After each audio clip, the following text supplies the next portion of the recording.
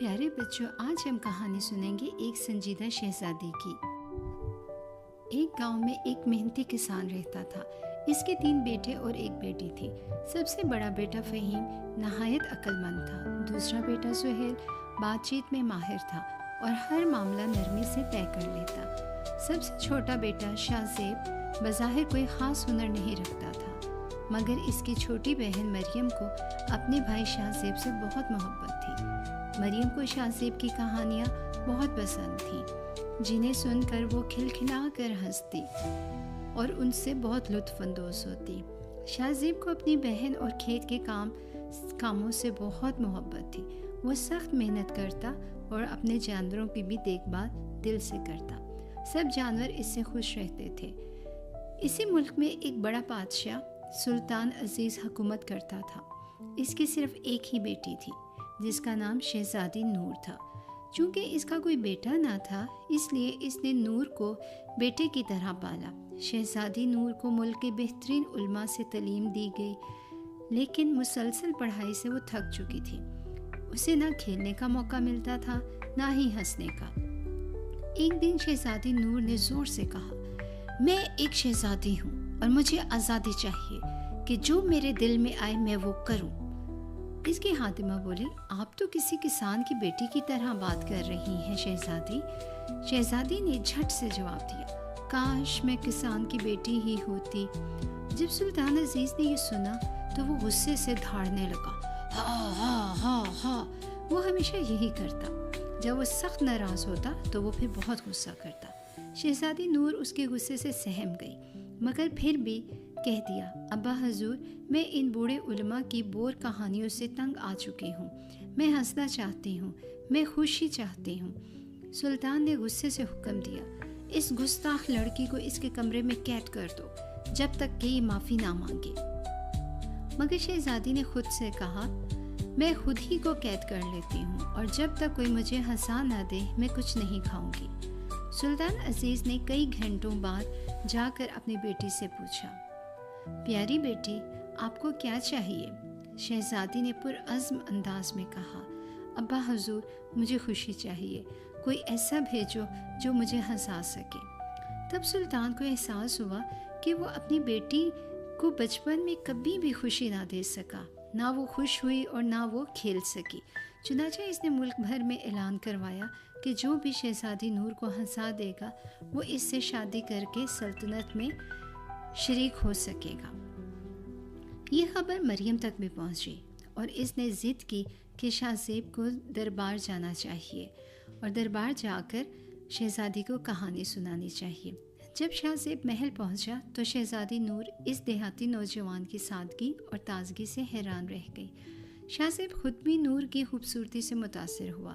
اس نے ایک عجیب سی کہانی سنانی شروع کی، جو ابتدا میں بالکل بھی مزاحیہ نہیں لگ رہی تھی، مگر نور کی دلچسپی بڑھنے لگی اور شہزادی نور نے اس سے کہا، سناتے رہو۔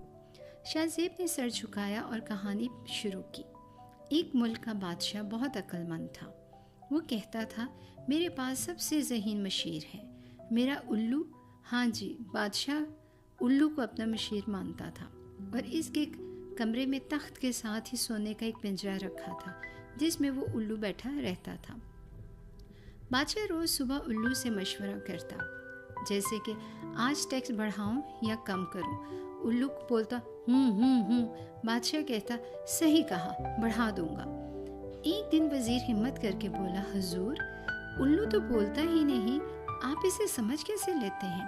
بادشاہ بولا، بے وقوف، وہ خاموش رہ کر فلسفہ سمجھتا ہے۔ پھر بادشاہ نے الو کی خاموشی کو قومی پالیسی بنا دی۔ جو بولے گا وہ کم عقل ہوگا۔ اب دربار میں سب چپ، سناٹا۔ ایک دن بادشاہ نے فیصلہ کیا کہ الو کو خزانے کا نگران بناؤں گا، کیونکہ انسانوں پر اعتبار نہیں۔ الو کو خزانے کی چابیاں پہنچا دی گئیں۔ اگلے دن چابیاں گم، پورا خزانہ غائب۔ تحقیقات ہوئی تو پتہ چلا کہ الو پنجرا توڑ کر نائجیریا بھاگ گیا ہے۔ بادشاہ رو رہا تھا، میرا فلسفی الو، ہائے میرا فلسفی الو کہاں گیا؟ وزیر بولے، حضور، الو کے ساتھ دولت بھی اڑ گئی ہے۔ بادشاہ نے کہا، چپ رہو، اس نے ضرور کوئی فلسفانہ مقصد کے لیے خزانہ لٹایا ہوگا۔ اب ملک دیوالیہ ہو گیا، بادشاہ پاگل ہو گیا اور الو نوبل پرائز جیت گیا، امن اور مالی آزادی پر مکالمہ لکھ کر اور قومی خزانہ لٹا کر۔ شہزادی نور نے یہ سنا تو پہلے تو سنجیدگی سے بیٹھی رہی، پھر سر جھکا کر آہستہ سے مسکرائی، پھر ہونٹ دبائے اور پھر اچانک کہا، کتنی پاگل سی سنجیدہ کہانی ہے۔ شہزادی ہنستی رہی اور پورا محل اس کی ہنسی سے گونج اٹھا۔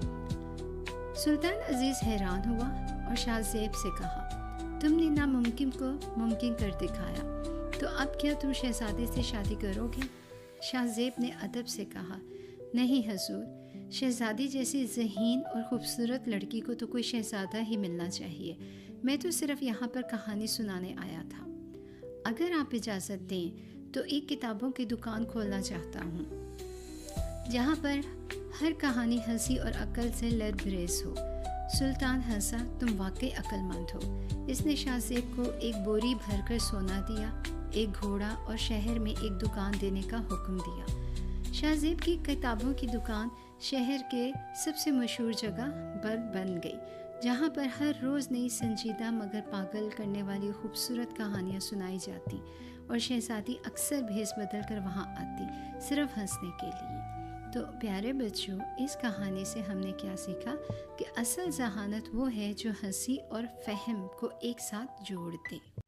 پیارے بچوں، آپ کو کہانی پسند آئی ہو تو اسے لائک کر دیں، چینل سبسکرائب کر دیں۔